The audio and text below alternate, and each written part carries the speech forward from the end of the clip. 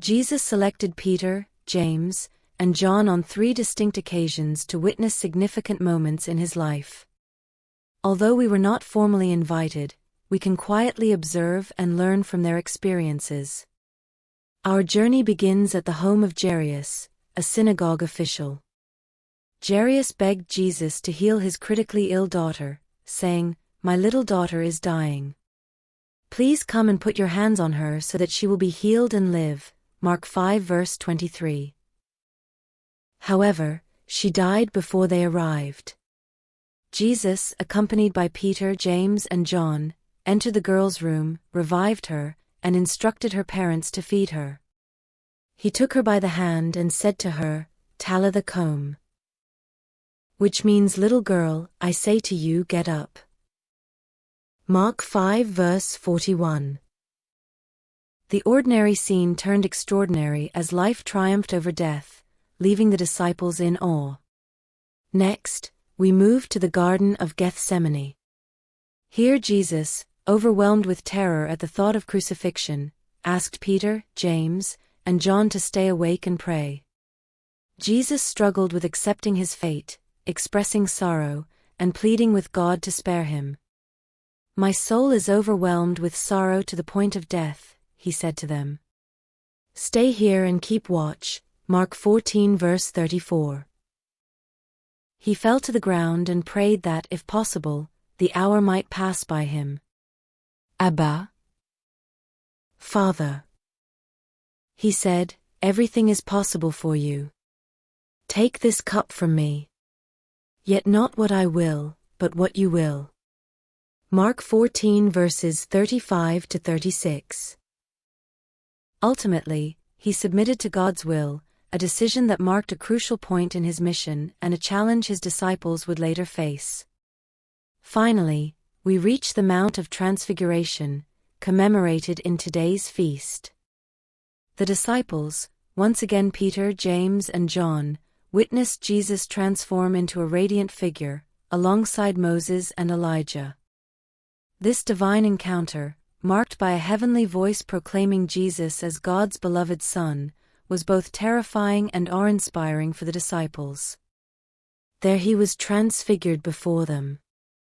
His clothes became dazzling white, whiter than anyone in the world could bleach them. Mark 9 verses 2 to 3. Then a cloud appeared and covered them, and a voice came from the cloud.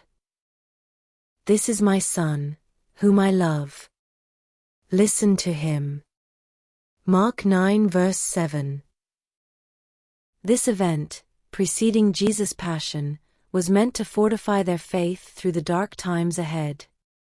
From these events, we learn that Jesus intended the experiences at Jairus' home and the Transfiguration to prepare the disciples for the trials of Gethsemane and the crucifixion.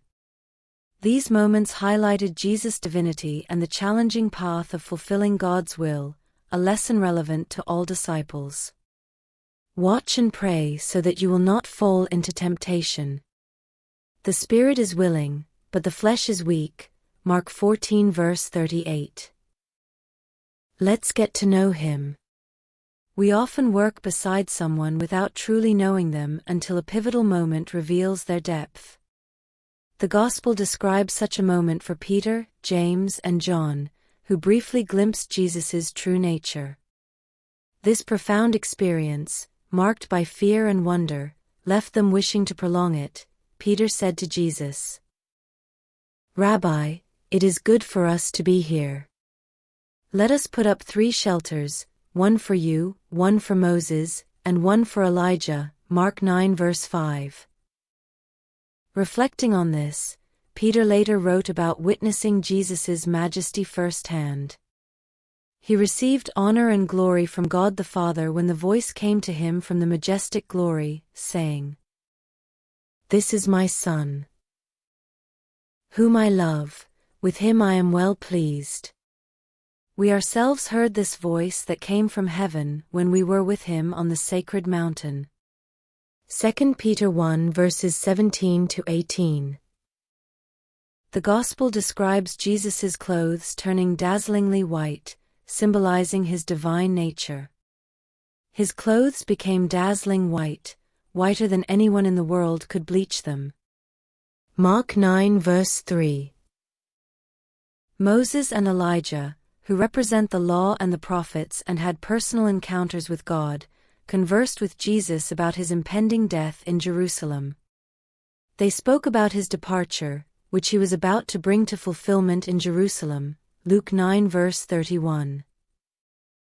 This discussion pointed to the revelation of God's face through Jesus' passion, as later emphasized by John. No one has ever seen God, but the one and only Son, who is himself God and is in the closest relationship with the Father, has made him known. John 1 verse 18. During the Transfiguration, God's voice declared Jesus as his beloved Son, mirroring the divine revelation at Jesus' baptism. This event offered a glimpse into the Trinity's inner life, revealing Jesus as the Father's Son, shining with the Holy Spirit's light. The Transfiguration was meant to prepare the apostles for the agony of Gethsemane, reinforcing their understanding of Jesus' divine mission. John's prologue reflects on seeing Jesus' glory, connecting the Transfiguration and crucifixion as two facets of the same divine revelation. The Word became flesh and made his dwelling among us. We have seen his glory, the glory of the one and only Son, who came from the Father, full of grace and truth. John 1 verse 14.